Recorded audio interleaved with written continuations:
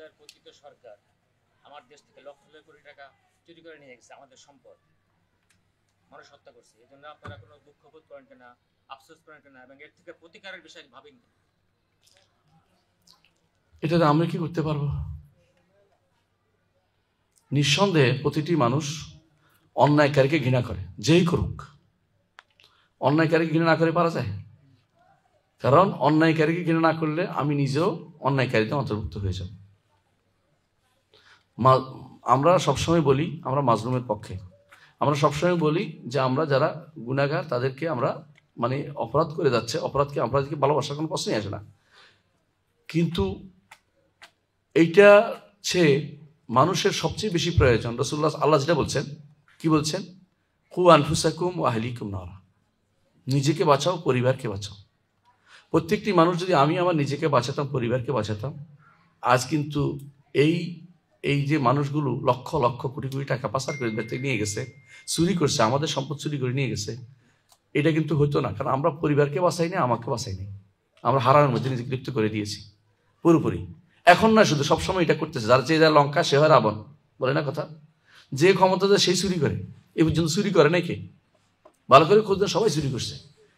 শেষে একটু বেশি হয়েছে, কোনো সন্দেহ নেই।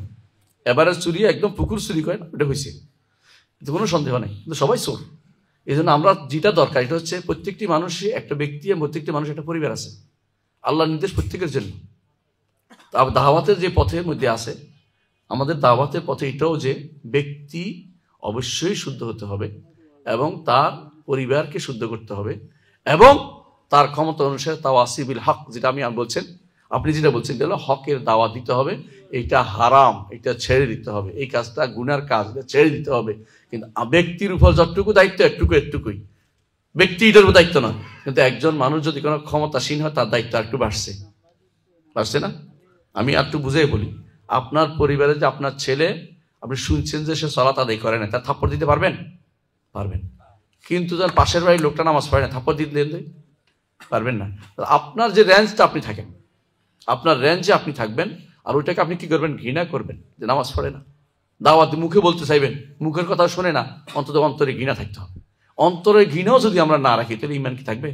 রাসূল এই 3টি স্তরকে বলেছেন, 3টি স্তর, প্রত্যেকে তার স্তর অনুসারে কাজ করবে। আমি যতটুকু করতে পারি, আমি আমার ইউনিভার্সিটির ছেলেদেরকে লাঠি দিয়ে বেরোতে পারবো না। মুখ দিয়ে পারবো, বলতে পারবো। খেয়াল করেন জিনিসটা, বুঝে আসছে? আমি আমার সন্তানরা অন্যায় করলে ক্লাসে তার নম্বর কাটতে পারবো, একটুকু তো আমার আছে। ছাত্রদের কথা বলছি, কিন্তু আমি আমার ছাত্রদেরকে এটা কি করতে পারবো যে তুমি কালকে থেকে ইউনিভার্সিটি আসো না, এটা বলার ক্ষমতা আছে? নাই। তো রেঞ্জের মধ্যে থাকতে, শরীয়ত যেটা রেঞ্জ দিয়েছে রেঞ্জের মধ্যে থাকবেন, এটা আমি চাচ্ছি। আমরা সবাই এই কাজটা করব। আমাকে যে দায়িত্ব দেওয়া হয়েছে এটা বুঝি কিনা। কুল্লুকুম রাঈন ওয়া কুল্লুকুম মাসউলুন আন রাইয়াতিহি, প্রত্যেকে আমরা রাখালি যতটুকু আমার দায়িত্ব, রাখালিটা ঠিকমতো পালন করছি কিনা। প্রত্যেকে যদি পালন করা হয়, দেশ শান্তিতে ভরে যাবে, পুরো দেশটা শান্তি ভরে যাবে। আমি যদি কোনো এলাকার হই, ডিসি হই, কথার কথা, আমার অধীনে যারা আছে তারা কি চুরি করে না কি করে সব জানা আমার দায়িত্ব, না যদি আল্লাহর কাছে জবাবদিহি করতে হবে। কেউ যদি না করে, আমি যদি জানি যে আমার অধীন লোকেরা চুরি করছে আর আমি চুপটি মেরে বসে থাকি, আমার মতো খেয়ানত করে আল্লাহ দুনিয়া তার কেউ নাই। এই জন্য আগে জানতে হবে আমি কি করছি, আমার দায়িত্ব কতটুকু আছে। আপনার দায়িত্ব পালন করলেই হবে। আপনি মানুষকে আপনি এর অতিরিক্ত কি করতে পারবেন?